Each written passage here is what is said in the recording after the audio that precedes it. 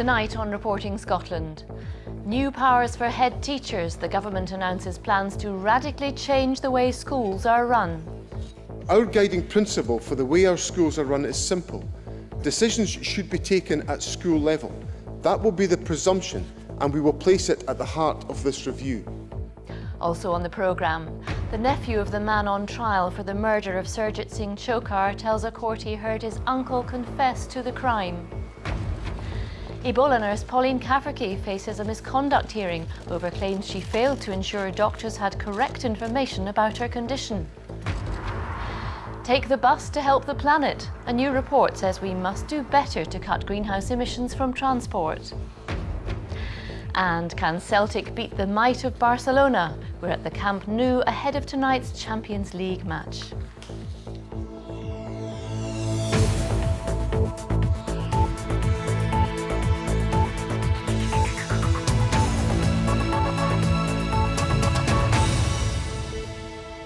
Good evening.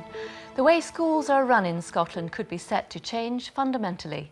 The Scottish Government says it wants to give as much power as possible to individual schools and head teachers. It's also planning to create new regional bodies which will work across different council areas. Between them, this means local authorities are likely to have far less control over the education service. In a moment, we'll be talking to our education correspondent, Jamie McIver, but first, let's hear from the Education Secretary, John Swinney. Our guiding principle for the way our schools are run is simple. Decisions should be taken at school level. That will be the presumption, and we will place it at the heart of this review. We want to empower our teachers and our early years workers to make the best decisions for children and young people. They have the expertise we need. We learn that there will be the introduction of new educational regions operating above local authorities. Would the Cabinet Secretary accept that this looks a little bit like centralisation of education?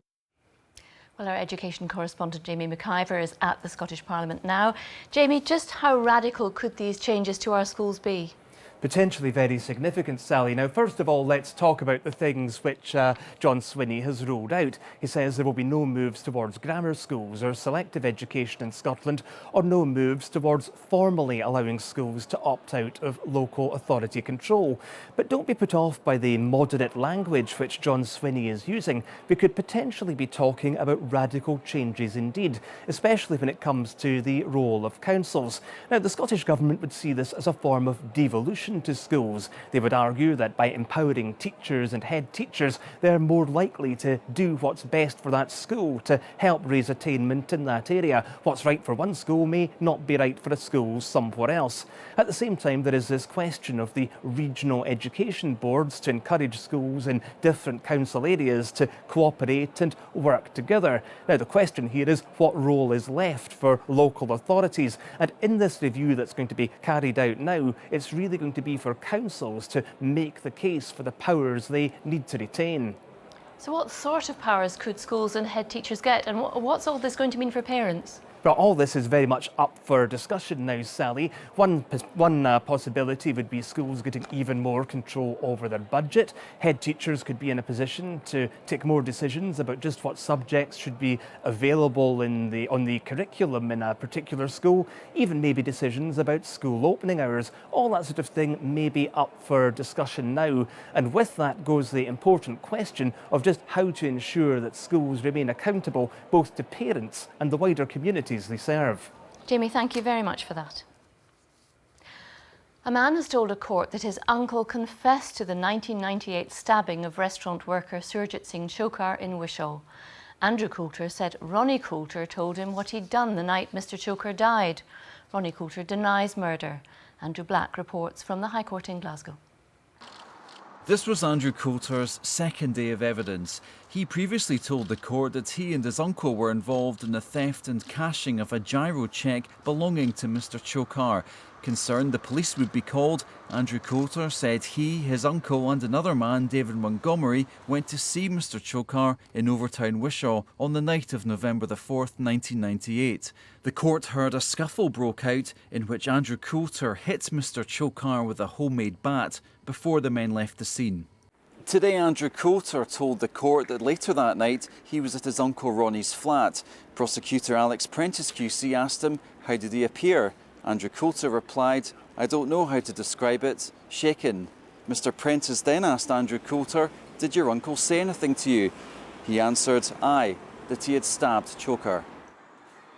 Referring to the bat, Defence QC Donald Finlay put it to Andrew Coulter that he'd gone to see Mr Choker that night with the lethal weapon which he intended to use. Mr Finlay also repeatedly put it to Andrew Coulter that he had killed Mr Choker. Mr Coulter replied that he didn't, and that if he had, he'd have put his hands up to it. Ronnie Coulter denies murdering Mr Choker. The trial continues. Andrew Black, reporting Scotland at the High Court in Glasgow. The disciplinary hearing against nurse Pauline Cafferty, who survived Ebola, has ruled she did not act dishonestly by allowing her temperature to be misrecorded during screening at Heathrow Airport. But the 40-year-old nurse still faces charges of misconduct because of her actions. Lisa Summers is at the hearing in Edinburgh. Lisa, what's been said about Ms Cafferty's actions?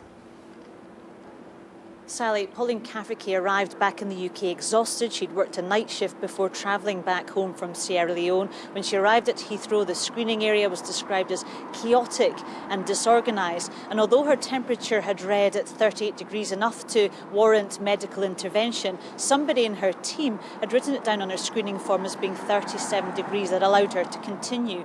However, shortly after that, she did tell medical staff she was beginning to feel unwell and that she'd taken paracetamol. But despite this, when she went back to the screening area, a doctor there who was unaware of this cleared her to return home to Scotland.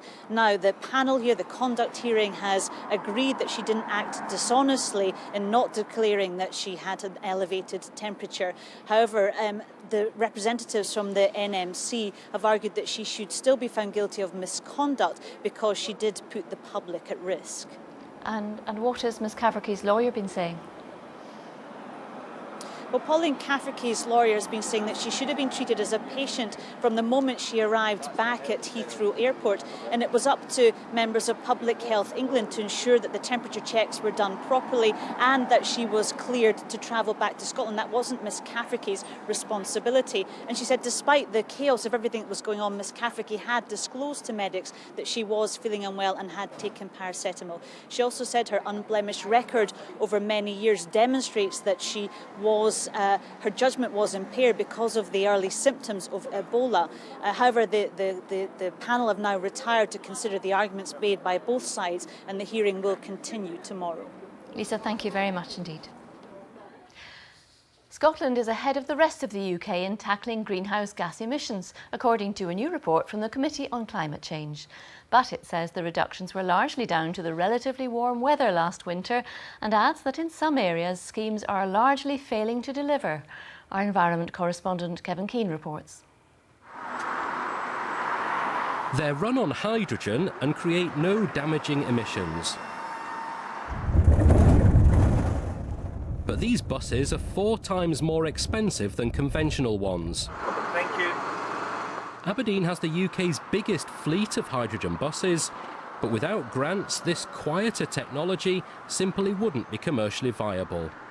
The bus uses an energy recovery system mounted on the steering wheel, which means that as long as you're planning ahead for a traffic light, such as this one here, I can slow the bus gradually down, passengers won't feel anything, and the lights turn green, I take it off and pull smoothly away.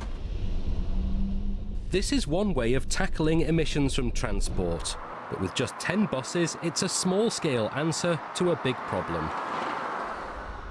The report says there's been good progress in deploying renewable electricity, but it says emissions from transport are largely unchanged from 1990.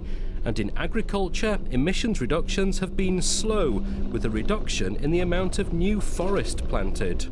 We are aiming at cutting our emissions in the United Kingdom by 80% by the year 2050, and the Scottish Government has taken this very seriously indeed and making its proper contribution. What we've got to do now is to concentrate particularly on transport, where we really do have to reduce our emissions. Hydrogen transport like this is undoubtedly good for vehicle emissions, but one of the big problems is getting people out of their cars and onto buses like this in the first place. And so ministers are being urged in the report to better promote policies to achieve that aim. It's a global challenge, and we're taking on the challenge here in Scotland. And I'm pleased that the fact that we're leading the rest of the UK has been recognised. But of course that makes it tough for us as well, because we've got to keep that going. Scotland is doing better than the rest of the UK in tackling climate change, but ministers acknowledge more needs to be done, and a climate change plan will be published over the winter. Kevin Keane reporting Scotland, Aberdeen. You're watching BBC Reporting Scotland. It's almost 20 minutes to 7. A reminder of tonight's top story. New powers for head teachers. The government announces plans to radically change the way schools are run. And still to come, a warning that council spending could be slashed as Holyrood's budget is squeezed. A man has been jailed for life for murdering his estranged wife in her home in Mid-Calder in West Lothian while their children slept upstairs. 36-year-old Eran Havaleolu strangled Leanne Cameron and stabbed her 12 times in October 2015. The judge at the High Court in Glasgow ordered him to serve at least 20 years before being considered for parole for what she said was a cruel, merciless and extremely violent crime. A 5-year-old boy who died after he was knocked down by a van in the Shettleston area of Glasgow has been named. He was Lennon Toland, who lived at Easterhill Place in Tollcross. The accident happened yesterday afternoon. The child was taken to the Queen Elizabeth University Hospital, where he died a short time later. The 62-year-old driver of the transit van was not injured. The squeeze on Holyrood's budget is likely to dominate the council elections next May, as the amount councillors have to spend could be cut by as much as £1 billion over the next 4 years. That's one of the findings of a report into Scotland's budget choices this year.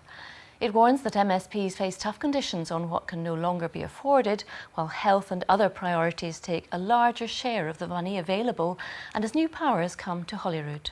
Our business and economy editor joins us now to explain. Thanks, Sally. Yes, well, we knew things were tight. That was before the Brexit referendum made them much more uncertain too. Economists at Strathclyde University have set out their reckoning on what might happen to Holyrood's budget next year and beyond. They've looked at the money that might be available. Now, in March, it looked like this, with spending power down by 4% over 4 years. But then Brexit changed things. At Westminster, the new Chancellor Philip Hammond says he'll reset the budget due to lower growth expected. Now, if that means more spending than planned, Holyrood could still see a fall in budget, but not as steep. Or if he sticks to previous plans with lower growth, the spending cut falls over the next 4 years by 6%. Now, whichever way you look at it, it's a cut. On balance, even though the uncertainty is there, we can actually say with a relative degree of confidence about what the outlook will be for the Scottish budget over the next 4 to 5 years, and it's going to be a really tough settlement. So what does that mean for Holyrood? This report looks at the SNP's manifesto at the election last spring. It promised to increase NHS spending with more for childcare and protection for policing. Together, that's more than half the budget. And with less available in total, that means a tighter squeeze on spending that is not protected, including local councils.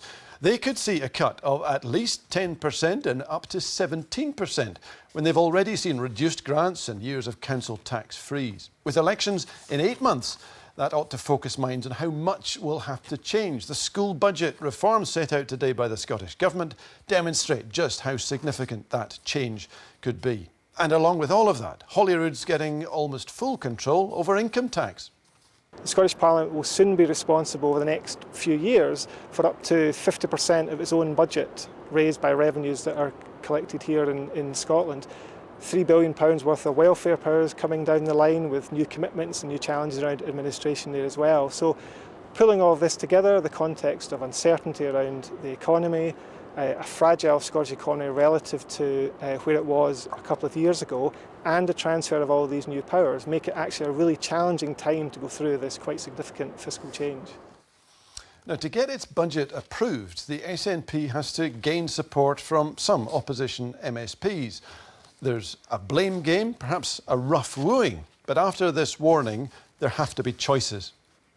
Well, I think the warnings are partly for the Chancellor as well, who could end austerity. He said he wants to reset UK economic policy, should do that in a way that supports the economy rather than undermines it. And in terms of the Scottish Government, we'll have new powers. The new powers, in addition to the existing powers, we'll use in a balanced way to grow the economy, to deliver public service reform and to protect household budgets. The onus is on the Scottish Government to make sure they have measures to grow the economy, to grow broader tax revenues, so the public services are not facing the very severe cuts that the Fraser Allender Institute are warning about in this report.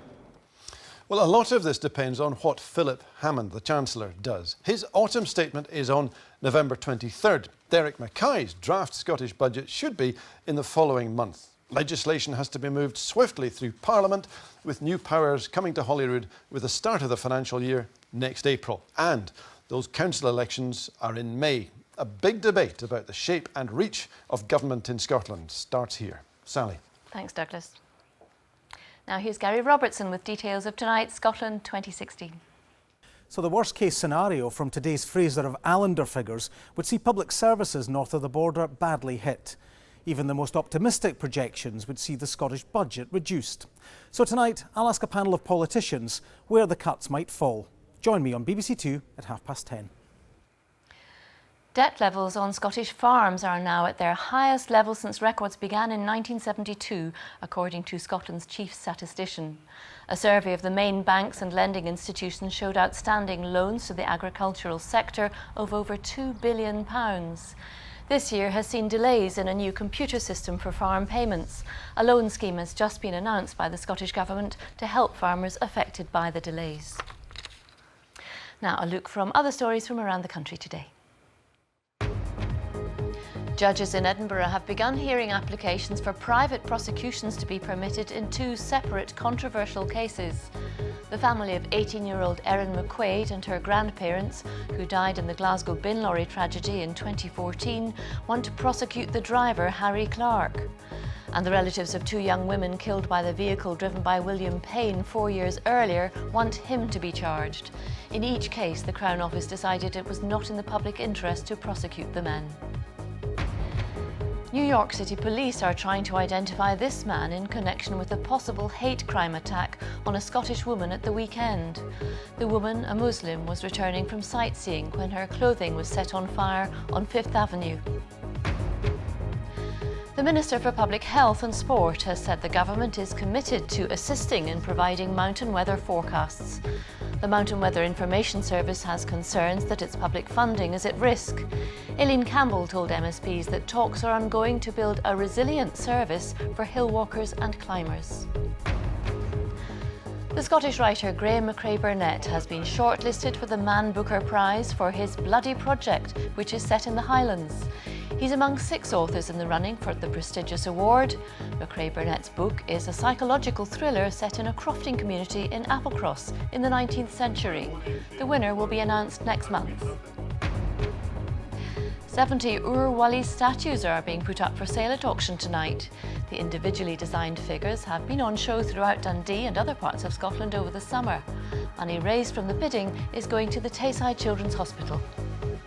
I guess I did anticipate huge interest because Ur Wali's a national iconic character, but I couldn't anticipate just how much interest there's been. It's been overwhelming to see the visitor numbers and to see the interest for auction tonight. Celtic are just an hour away from their opening Champions League match of the season. Brendan Rodgers' side take on Barcelona at the Nou Camp. And our senior football reporter Chris McLaughlin is there for us. Chris. Well, Sally, Celtic have been desperate to get back into the Champions League, and what an opening night test. Barcelona here at the Nou Camp, one of the biggest clubs in the world. Now, the last time Celtic were here back in 2013, Barcelona won 6-1. Much has changed at Celtic since then. New players, a new manager, but it seems the Catalan Giants are looking for a similar scoreline tonight. In a city known for its culture, its cathedral and its football, Celtic are back. Look at this, just look around. It's superb. It's the best feeling in the world being a Celtic supporter. After a 2-year wait, these fans have that Champions League feeling once again. For the team they've come to see, it's a familiar foe. They've played Barcelona 9 times in this competition, but never won in the Nou Camp. We're obviously very early stages working together, but what I've seen in the team since I've worked with them is that they have a real hunger and desire to do very well in every single training session and every single game. So we respect that this will be a very, very difficult game, but these are the types of games that you want to be involved in. Moussa Dembele turns away from Senderos! His team is scoring goals. This one of the 5 that helped rout Rangers at the weekend. But tonight it's a case for the defence, and here's 3 good reasons why. Neymar, Suarez and Messi make up a formidable front line, and from one who knows, a warning. The team wants a huge victory. It's champions, it's Champions League, the glamorous trophy in Europe and in the world. It's the debut, and I think that Barca wants a lot of goals as possible. Worrying news for the 2,000 fans who've travelled? Well, it seems they're worried enough already. It'll be hard. It's Barcelona, but if we get a goal, you never know. You never know. A draw would be a bonus, honestly, because we all know this is the best team on the planet we're playing tonight. And when that happens, sometimes it's best just to kick back and enjoy the show. Yes, one of the many street performers here in Barcelona, and Celtic need a huge performance of their own, but there is hope, Sally, because the mighty Barcelona were defeated here at the weekend 2-1 by newly promoted side Alaves, although the journalist I spoke to in my piece says he thinks that may work against Celtic because Barcelona are now angry. But it could be an interesting night here at the Nou Camp. Thank you, Chris. Enjoy the game. The athletics season came to a close at the weekend, a memorable one for 23-year-old Laura Muir. She became the first Scot to win a Diamond League series, but she admits she reached a low point at the Olympic Games. The vet student from Glasgow University says despite the challenges of life at the top of world athletics, her profession will always be part of her life. Rona McLeod has been to meet her on a brief visit home. From the festivities and fireworks of Zurich, Laura Muir is crowned winner of the Diamond Series of races over 1,500 metres, a prize only claimed by the elite in each discipline of athletics. To her home in Milnathort, it's a rare visit of just 24 hours at the end of what has been a season mostly of highs, but one significant low. Yeah, probably have to be real, I'm afraid. It's probably the only low point of the whole season, but no, I'm really, really happy with how I ran the race. You know, I went for that gold medal. She's getting chased down, Laura Muir. She's been caught from behind. The Americans are coming as well. Had I ran the last part of the race a little bit more conservatively, I think I definitely could have come through for the bronze or possibly the silver, but I would never have known, could I have got the gold? I would always be thinking, could I have got gold? Look how much it means to her. Poor Laura Muir gave everything there. And then Diamond League. Yeah. To win that, are you the first Scot to I think have won? So. Yeah. A lot of the people that win them are sort of Olympic or world medalists. So to kind of win the overall thing at the end is just, so surreal. I can't believe it.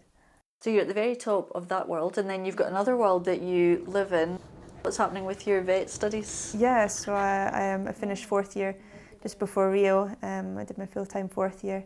And then taking a gap year next year for the London World Champs before finishing my 5th year after that. That's unusual. There's not too many world-class athletes also have a career. Yeah, well, I think it's so important. I mean, I've never dreamed of being a full-time athlete.